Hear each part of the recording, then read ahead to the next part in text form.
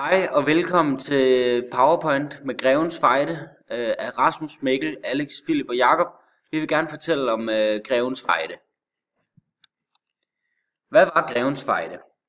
Grevens Fejde betragtes som Danmarks sidste borgerkrig, selvom det var udenlandske magter, der stod for krigens udbrud, forløb og resultat. Den fandt sted i 1534-36. Krigen kan betragtes som et opgør mellem borgere og bønder på den ene side og adelen på den anden side. Krigen er baseret på et opgør mellem protestantismen og katolicismen. Krigen er også opkaldt efter grev Christoffer af Oldenburg, fordi han førte krig i sommeren 1534 og erobrede både Sjælland og Skåne og Fyn i august. Efter Frederik den Førstes død i 1533 kunne rigsrådet ikke enes om valg af en ny konge. Uenigheden skyldtes, at Frederiks ældste søn, hertug Christian af Slesvig-Holsten, havde demonstreret, at han var tilhænger af det protestantiske opgør med den katolske kirke. Det betød, at de katolske bisper og deres tilhængere ikke kunne støtte hans valg som dansk konge, mens den protestantiske fløj i rigsrådet gerne så ham som rigets nye overhoved. Resultatet blev, at rigsrådet i første omgang skulle styre landet. Et andet kongeemne var Christian II, der var blevet fængslet af Frederik den Første i 1532. Han var byborgernes og sandsynligvis også de fleste bønders favorit. Støtten til Christian II var især stærk i København og Malmø. Disse byer allierede sig med den fremtrædende nordtyske hansestad Lübeck, som var stærkt utilfreds med den handelspolitik, der var blevet ført i Danmark. Lübeckerne hyrede en slægtning af de danske konger, grev Christoffer af Oldenburg, som fører for en hær af lejetropper, der skulle erobre Danmark i Christian II's navn. Det var efter ham, at den efterfølgende krig fik navnet Grevens Fejde.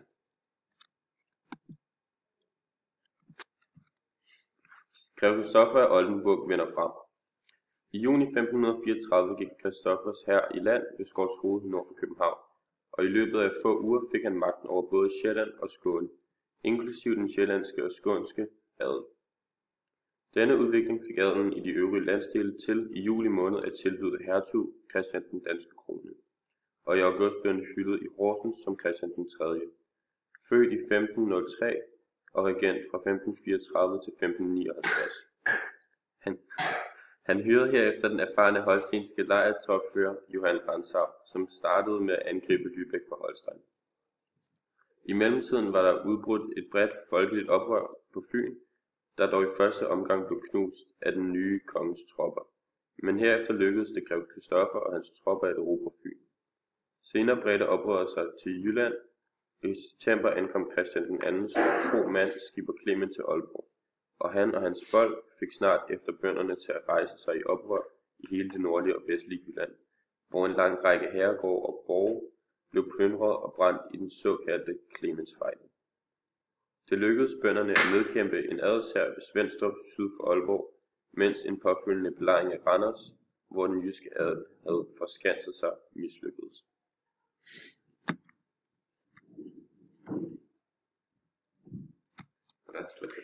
Johan Rantzaus modoffensiv. I november 1534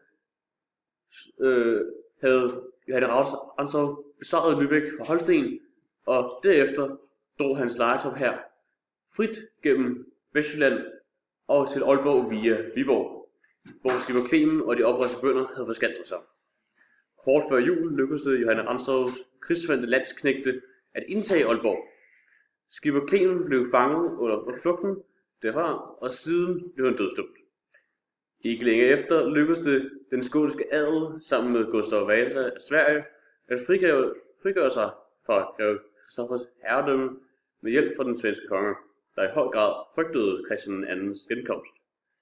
Tilbagegangen for den borgerlige fløj i konflikten fortsatte i foråret 1535, da Johan Rantzau og hans hær drog til Fyn, hvor de i juni 1535 vandt en afgørende sejr over bønder og borgere ved Øksenberg.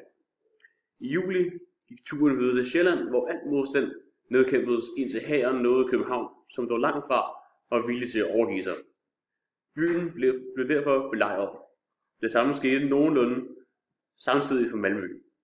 I den forbindelse havde det ikke været til nogen hjælp, at den efterhånden stærkt trængte borgerlige parti havde allieret sig med endnu en nordtysk fyrste, hertug Albrecht af Mecklenburg, der befandt sig i København, da belejringen af byen startede i I 1535 i august udløste en modgang i krigen en revolution i Lübeck, og det nye bystyre indledte straks fredsforhandlinger med kong Christian 3.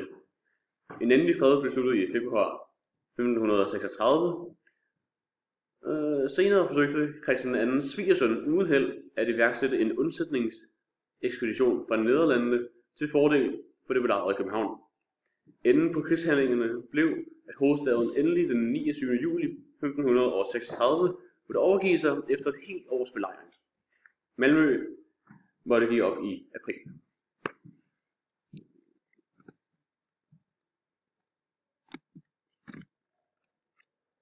Resultatet. Det kirkelige resultat af Christian den 3.s magtovertagelse var, at de katolske bisper blev fængslet i august 1536, og i oktober samme år gennemførtes reformationen og det formelle opgør med den katolske kirke. Efter krigen fulgte også et retsopgør. Mest omfattende var det i Jylland, hvor alle bønder i den nordlige og vestlige del, som ikke kunne bevise, at de havde deltaget i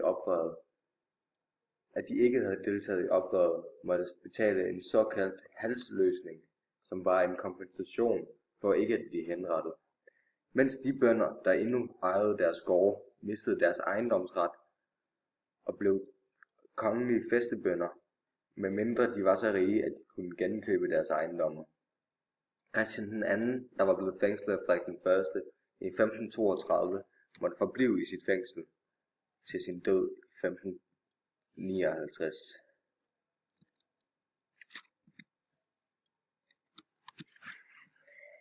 Konsekvenser. Resultatet af Grevens Fejde blev altså, at reformationen og dermed introduktionen af den protestantiske kongestyrede statskirke, som bestod til demokratiets indførelse i 1849. Derudover kom udgangen på Grevens Fejde til at betyde en konsolidering af adelens meget stærke stilling i samfundet, og dermed begyndelsen på den periode, som traditionelt betegnes som adelsvælden, perioden fra 1536 til 1660. Tak fordi I lyttede med her på PowerPoint omkring Grevens Fejde. God ferie! Meget god vinterferie til jer alle sammen. Farvel.